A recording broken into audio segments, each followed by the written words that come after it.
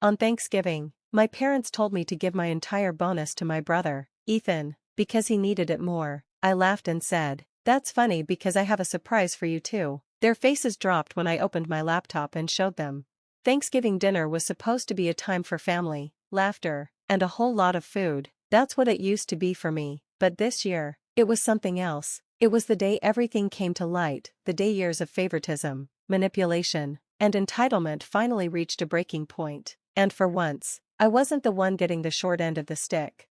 I grew up knowing I wasn't the golden child. That title belonged to my younger brother, Ethan. My parents doted on him, gave him everything, and bailed him out of every bad decision. Meanwhile, I was the responsible one, the one who never asked for anything, the one who got used to hearing, "Well, Ethan needs it more." I worked my ass off to get where I am. I paid my way through college with scholarships and side jobs. I worked long hours, climbed the corporate ladder, and finally, after years of grinding, I landed a job that actually paid me what I was worth. And this year, I got my biggest bonus yet. I didn't even tell my parents about it, but they found out. We were sitting at the Thanksgiving table, everyone passing dishes around, making small talk, and then, my mom, with that fake sweet voice she always used when she was about to ask me for something, looked at me and said, "So, we were thinking, that's never a good start." She and my dad exchanged a glance before she continued, "Since you got that big bonus this year, we figured it would be really helpful if you gave it to Ethan. He's been struggling so much lately."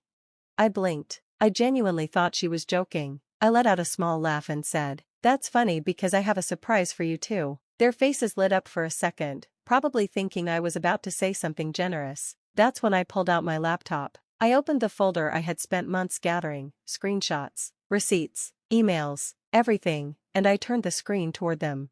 Silence. My mom's smile froze. My dad's face paled. Ethan, who up until now had been smirking like he always did when he thought he was getting away with something, suddenly looked like a deer in headlights. See, what they didn't know, what they never bothered to ask, was that I had been keeping track of everything. Every time they took money from me, every time they borrowed something they never returned, every time they made excuses for Ethan while expecting me to be the responsible one. But that wasn't even the worst part. I had something else, something bigger, something that would make sure they never asked me for another dime again. I took a deep breath, leaned back in my chair, and said, "I hope you're ready for this." My mom reached for her wine glass with a shaking hand. My dad just stared at the laptop, his jaw clenched so tight I thought his teeth might crack. And Ethan? He was already looking for a way out, shifting in his chair, eyes darting around the room like a rat trapped in a cage. I let the silence sit for a moment, let them sweat. Then I tapped the screen. "This," I said slowly, "is every bank transfer I've ever sent you. Every loan that was never paid back. Every emergency bill you couldn't cover because Ethan needed help." I scrolled down. The numbers added up, thousands, tens of thousands. My mom started to say something, but I held up a hand. "I'm not done." I clicked to the next file. "This," I continued, "is Ethan's credit card history." Ethan sucked in a sharp breath. "How the hell did you?" I cut him off. "You're not as smart as you think you are." He had no idea I had access to his statements. He had no idea that every time my parents asked me for help because Ethan was supposedly drowning in bills, he was actually blowing money on bars, expensive sneakers, and vacations. I had screenshots of Instagram posts where he flexed with bottles of champagne at clubs, trips to Miami, Las Vegas, Mexico. I even had a photo of him standing next to a brand new gaming setup, one that cost more than my rent. My mom turned to him. "Is this true?" she whispered. Ethan scoffed. "It's not that serious." I laughed, a real, bitter laugh. "Oh, but it is. And do you know why?" I clicked to the final file. My dad spoke for the first time. "What else could there possibly be?" I turned the screen to face them again. "This," I said, my voice steady, "is the record of the mortgage payments I made on this house, the one you told me was already paid off." My mom's face went white. My dad let out a slow breath, his hand gripping the table like he might flip it over. "Yeah, that's right. I found out. See, about a year ago, my parents came to me crying, saying they were in danger of losing the house. They begged me for help, swore they just needed a little bit to get back on their feet. I was hesitant, but I didn't want them homeless, so I paid, and paid, and paid. Then I got curious, I did some digging, and I found out the house was never in danger. The money? Gone. Where? Ethan. My parents funneled the money straight to him, for his struggles, for his hard times. For his vacations, his parties, his fun.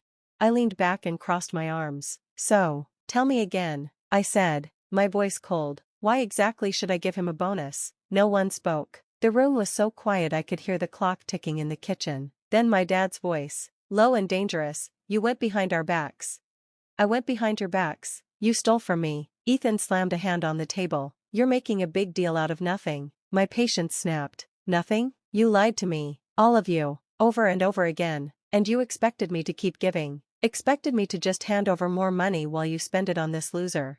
Ethan jumped up. I'm not a loser. My dad stood, his hands flat on the table. Sit down. Ethan hesitated, but something in my dad's tone made him drop back into his seat. Fuming, my mom reached for me, her voice soft, pleading, sweetheart, you don't understand. I yanked my arm away. No, you don't understand. I pointed to the laptop. I have proof, every single thing you've done. And now, I leaned in, lowering my voice. Now you're going to pay me back.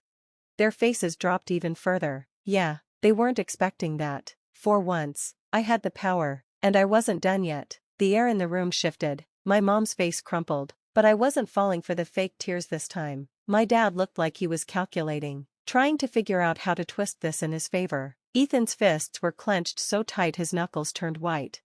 You want us to pay you back? My dad finally said, his voice low, controlled. I nodded. That's right. He let out a dry chuckle. And what if we don't? I smiled. I had been waiting for him to ask that. I clicked on another file, turned the laptop back around, and slid it toward them. Then I said, send this to the IRS. My mom made a choking sound. My dad stiffened. Ethan frowned. The IRS? What the hell does that mean? Oh, it means our dear parents have been committing a little thing called tax fraud for the last 5 years.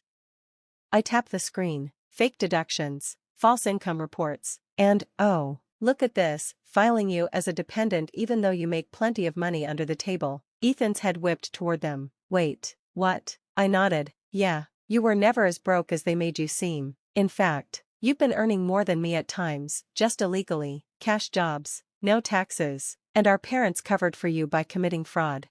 Ethan's face twisted with confusion, then anger. What the hell, Dad? But my dad wasn't looking at him. He was looking at me, and for the first time in my life, I saw fear in his eyes. You don't want to do this, he said quietly. I tilted my head. Why not? Because we're family? I let out a humorless laugh. Family? Family wouldn't have stolen from me. Family wouldn't have lied to my face for years. Family wouldn't have left me to struggle while they threw money at someone who refused to grow up.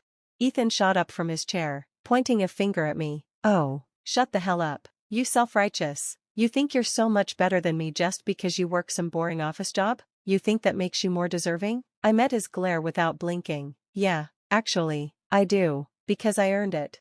My mom sobbed into her hands. My dad rubbed his temple, his face unreadable, and then something unexpected happened. Ethan laughed, a slow, ugly laugh that made my skin crawl. You really think you're going to win this? He asked, shaking his head. You think you're the only one with leverage? A bad feeling crept up my spine. What the hell are you talking about? His smirk widened. I guess it's time for my surprise. And then he pulled his phone out. He tapped the screen a few times, then turned it toward me. My stomach dropped. There, on his phone, was an email, one from my company's HR department. I scanned it quickly. It was a complaint, a serious one, allegation of financial misconduct, of me using company funds for personal gain. A setup, a goddamn setup.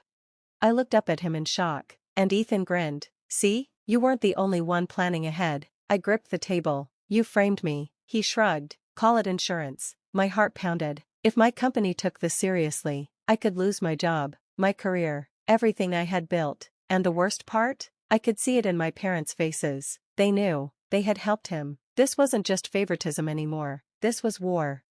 I stared at Ethan's phone, my pulse hammering in my ears. The fake complaint from HR, the setup, the absolute audacity of it. I forced myself to breathe. Stay calm. Don't give him the reaction he wants. I looked him straight in the eye. How long have you been planning this? His smirk widened. Does it matter? You thought you were the only one playing the game. Guess what? You lost. I turned to my parents. My dad wouldn't look at me. My mom wiped at her fake tears, refusing to meet my gaze. That was my answer. They knew. They had helped him. They were willing to destroy me to keep propping him up. I let out a small, disbelieving laugh. You really hate me that much? My mom gasped, all wide-eyed innocence. Sweetheart, no, we had to protect him. He's not as strong as you are, he wouldn't survive without us. I shook my head. You mean without me? Ethan snorted. Oh, get over yourself. You act like you're so special just because you work a crappy job in some office. That crappy job is why you still have a roof over your head. Dumbass, I snapped. He rolled his eyes. You really think you're untouchable, don't you? That company loves me. You're replaceable. And once that complaint goes through, you're gone.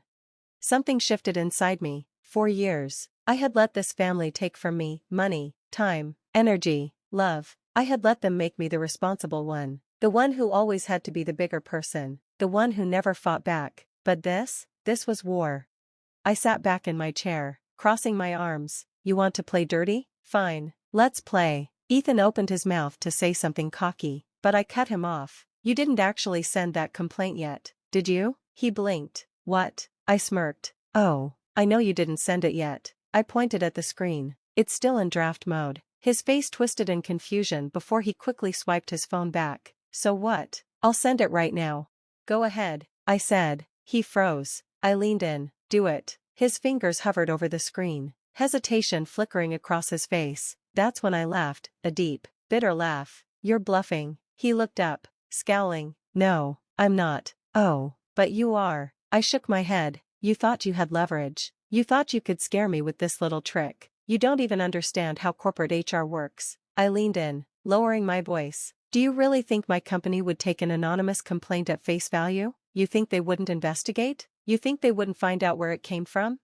His smirk faltered. I laughed again. Oh, you idiot. You don't even realize how much trouble you're in. He shifted in his seat, trying to regain confidence. Even if they investigate, it'll still ruin your reputation. I shrugged. Maybe, but guess what? I have an actual lawyer. And do you know what's illegal, Ethan? Silence. I smiled knowingly. Filing a false report, defamation, corporate fraud. I have evidence that I've done nothing wrong. And if you do send that complaint, I will sue you. I will sue this entire family. I will take you all down. I turned to my dad. And let's not forget your situation. His jaw clenched. I tapped my laptop. All I have to do is send one email to the IRS. And you're looking at an audit, fines, and maybe even jail time. My mom gasped. You wouldn't. I tilted my head. Why not? You were ready to let Ethan ruin my career. Why should I protect you? Ethan slammed his fists on the table. You're just bluffing. I shrugged. Try me. A tense silence stretched across the table. For once, they had no control. They were the ones panicking. I stood up slowly, packing up my laptop. Here's what's going to happen, I said, my voice calm and collected. You're going to drop this little plan of yours. You're going to stop asking me for money. You're going to pay me back, all of it.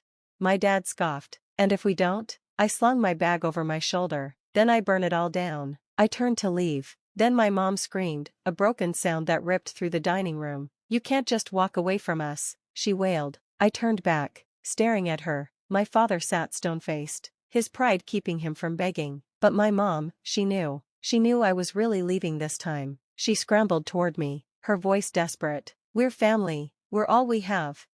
I exhaled slowly. No, I was all you had. Then I looked at Ethan, my voice ice cold. And you? You're nothing to me now. Something flickered in his expression, shock, maybe even fear. But I didn't stay to watch. I walked to the door. I stepped outside into the cold November air. For the first time in my life, I felt free. I never went back. A month later, I got a notification. One of the payments I demanded had gone through. I didn't respond. I focused on myself, my future, my peace, and as for them, well, I heard from a cousin that the IRS did, in fact, come knocking. I never sent the email, but someone else must have. Funny how karma works.